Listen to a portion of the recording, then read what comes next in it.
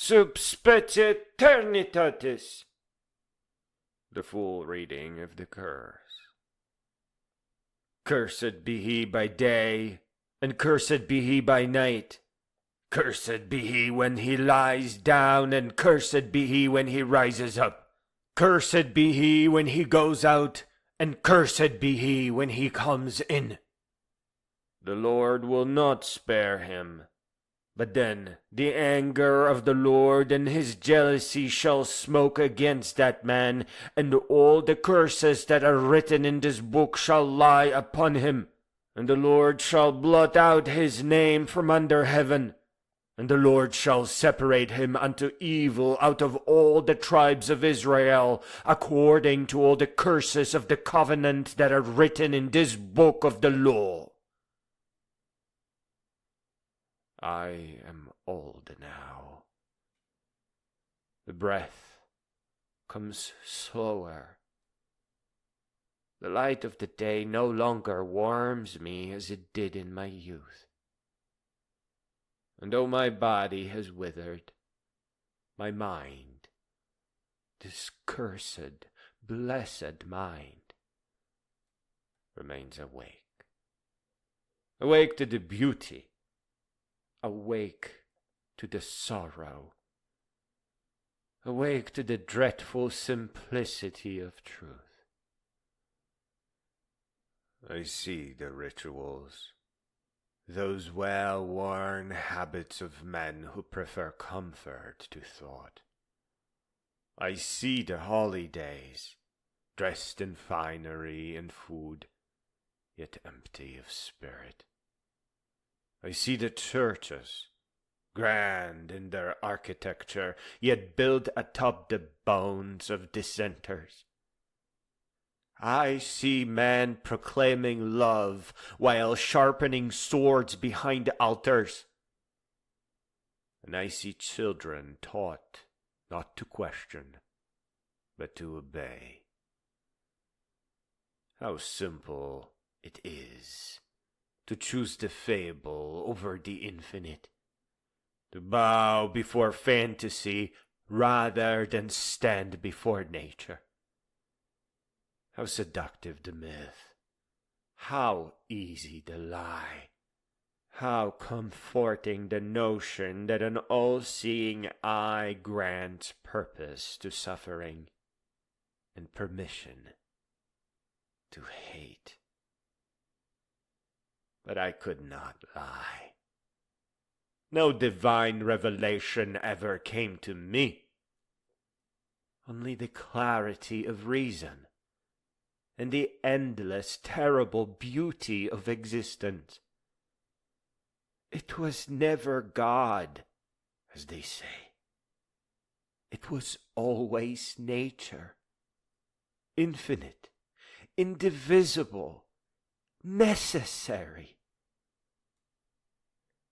And so I became alone. Alone among men who needed tribes. Alone among those who mistook belonging for truth. I watched them trade wonder for certainty, curiosity for doctrine. I watched them smother the light in their children's eyes with words they dared not question. I found no meaning in their rituals, no salvation in their prayers. What meaning could I find in a tradition that demanded silence from thought, that taught man to kill for what cannot be seen and never was? No holiday ever warmed me. I could not toast with them, for I had seen the blood beneath their bread. I had seen the families torn apart, the minds mutilated, the wars painted holy. And so I wept, not for myself. I chose this exile. I chose to be cast out. I chose not to kneel. I wept for their children, for the wars they will fight, century upon century, in the name of what does not exist, for the stars they will not see, though they shine above them, for the questions they will never ask, for fear of the answers. And now, as death draws near, I leave behind no sermons, no prophecies, only this: I was free. Free of guilt, for I imposed no fantasies upon others. Free of blood, for I shed none in the name of the imaginary. Free under the stars.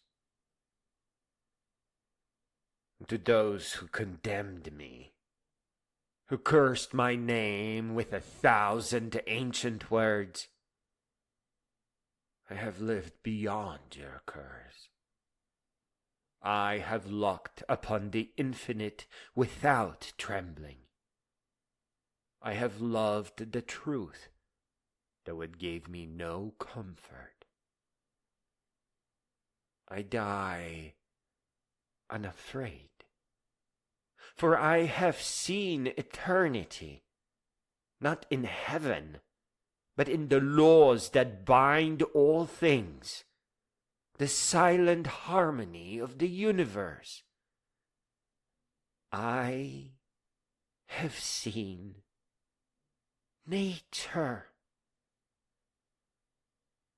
And in this vision, I knew that I was never alone. Signed, Raoul de Spinoza, The Hague, 1677.